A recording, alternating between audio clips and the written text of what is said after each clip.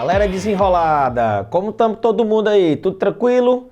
Vamos aí para mais uma aulinha do nosso módulo de cálculo estequiométrico, esse assunto importantíssimo que você assiste aqui no Desenrolado e desenrola tudo, fica tudo tranquilo, resolve todas as questões, destrói e no final dá tudo certo, tudo tranquilo, ok? Estamos nas condições especiais, nas especialidades, nas subdivisões do cálculo estequiométrico. Agora é cálculo estequiométrico com reagente em excesso e reagente limitante, tá?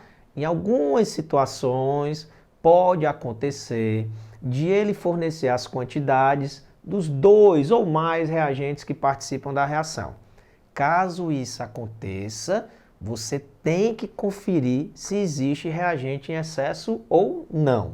Então, o procedimento para a gente trabalhar cálculo estequiométrico, com reagente em excesso e reagente limitante é esse aqui, ó. O que é que você vai fazer primeiro? Identificar se existe reagente em excesso. Primeira coisa que você vai fazer. Já já nós vamos mostrar como é que a gente faz essa identificação, ok? Quando você descobre quem é o reagente em excesso, o outro reagente que não está em excesso é o reagente limitante.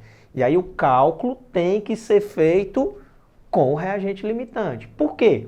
Porque a massa que está em excesso não reage.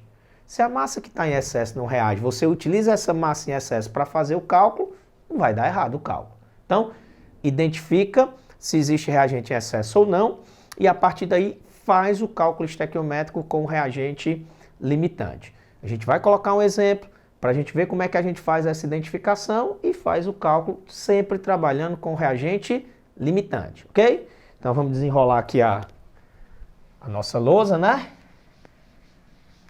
para a gente poder colocar um exemplo para fazer essa identificação aqui de reagente em excesso e reagente limitante. Vamos pegar essa equação aqui, ó, que é uma equação de neutralização. É um ácido, vou pegar o HCl, reagindo com a base, o hidróxido de sódio, reação ácido-base de arrênios forma sal, no caso o cloreto de sódio e água, Ok, a equação já está balanceada, Lembra que tem que escrever a equação, caso ela não venha escrita, tem que dar uma balanceada na equação, essa equação já está obedecendo a esses dois critérios. As massas aqui, ó, lembrando que você não precisa memorizar massa nenhuma. Essas massas são fornecidas em algumas provas, a própria tabela periódica, então você consulta a tabela.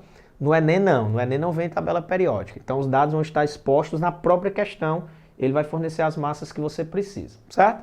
Então, a massa do hidrogênio é 1, do cloro é 35,5, do sódio é 23, do oxigênio é 16, do hidrogênio é 1, sódio 23, cloro 35,5, hidrogênio 1, oxigênio 16. Então, ó, 1 mol aqui vai ser 35,5 mais 1, vai dar 36,5 gramas. 1 mol aqui dá 40 gramas, somando a massa aí de todo mundo.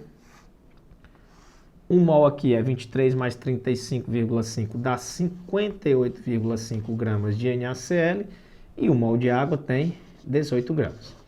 Aí, normalmente, como é que aparece? Nos problemas, nas situações problemas que envolvem reagente em excesso ou reagente limitante. Ele vai fornecer, nesse caso aqui a gente está trabalhando com massa, as massas dos dois reagentes. Então, vamos criar aqui uma situação. Vamos supor que ele diga o seguinte, ó, ele forneceu que está reagindo 400 gramas de HCl com 450 gramas de NaOH. E ele quer que a gente calcule a massa de NaCl e a massa de água que está sendo formada nessa reação.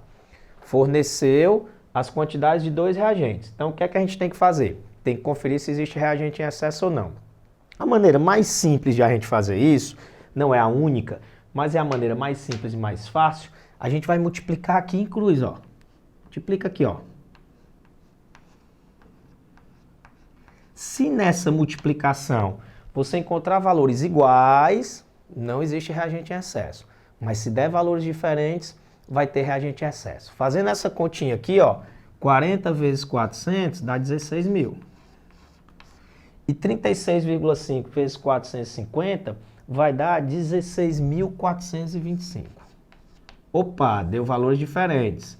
Se deu valores diferentes, significa dizer que existe reagente em excesso, e se existe reagente em excesso, tem reagente limitante.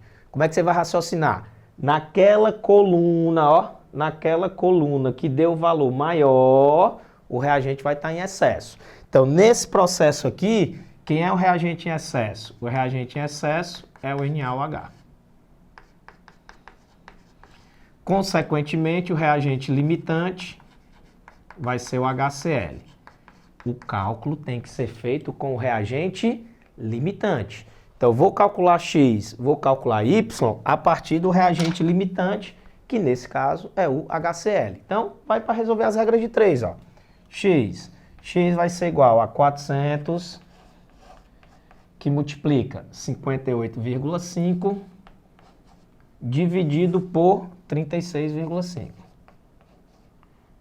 Faz essas continhas aqui, você vai encontrar que o X vai dar igual a aproximadamente 641 gramas de NaCl.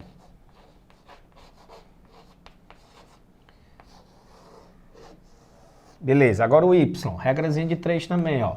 O Y vai ser igual a 400, que multiplica 18, dividido por 36,5. Você vai encontrar fazendo essas continhas que o Y vai dar aproximadamente 197,2 gramas de água.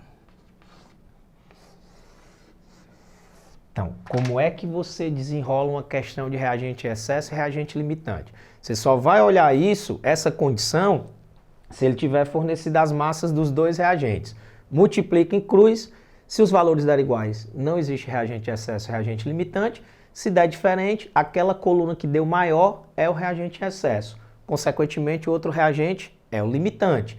Faz o cálculo estequiométrico com o reagente limitante. Regra de 3, você encontra a resposta correta e depois é só correr para o abraço, que está tudo tranquilo. Ok, gente? Um grande abraço para todos e até o nosso próximo encontro.